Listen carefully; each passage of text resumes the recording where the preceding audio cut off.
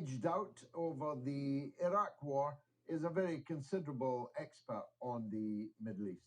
And we're very lucky that he's joined us again this evening here on the Mother of All Talk Shows to survey the scene. Let's start in Gaza, Chris. We've both been across this course many times before, but there's a particular frenzy and scale to the current slaughter, even by comparison with previous ones, wouldn't you say?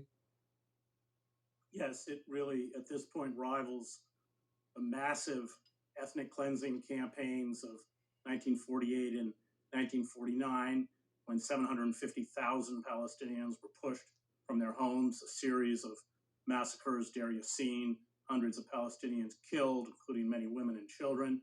Again, another massive ethnic cleansing campaign in 1967, when Israel seized what was left of independent Palestinian territory, about 22% of Palestinian land in the West Bank and Gaza.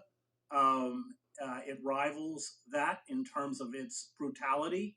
The noises out of Jerusalem on the part of the Netanyahu government, as well as the long calls for the removal of Palestinians, not only from the West Bank and Gaza, but from inside Israel, the Palestinians with Israeli citizenship.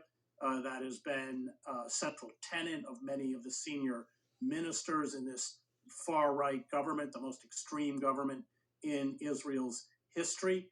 I don't think the word genocide at this point is inappropriate. Cutting off food, water, medicine, fuel. Hospitals now are on the cusp of, some have already shut down. This is just absolutely appalling. And of course, what's even more appalling is the complicity of the international community, or let's call certainly Washington and Europe. Washington, as the Biden administration has vetoed, as you know, the calls for ceasefire, even a pause to get supplies in. It's really absolutely stunning. And I think it's clear that either all or part of the Gaza Strip will be bombed into rubble. The northern area, the area where 1.1 million Palestinians have had to evacuate, is being smashed, pounded day in and day out. I was in Sarajevo during the war. We were being hit with about 300 or 400 shells a day, but the numbers of dead and wounded were nothing, such as we see in Gaza, hundreds, 500 a day, 700 a day, and then thousands of wounded. Of course, we have to always remember that half of the residents in Gaza, roughly 2.2, 2.3 million people, over half of them are children.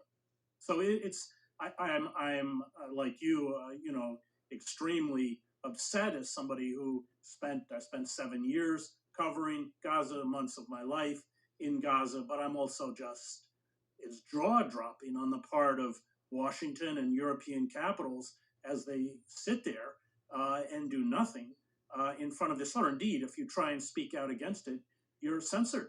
You're attacked as an anti-Semite. We've gone from the absurdity of criticizing Israel as a form of anti-Semitism to criticizing genocide as a form of anti-Semitism.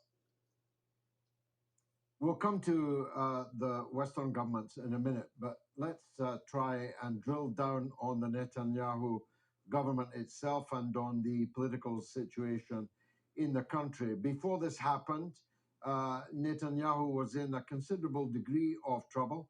There were mass demonstrations every Saturday night against him, and almost all of the liberal chattering classes in the West were behind those demonstrations and calling for Netanyahu to step down. And now, with one leap, he's free with a blank check in his pocket from these same Western governments that wanted rid of him just a few weeks ago.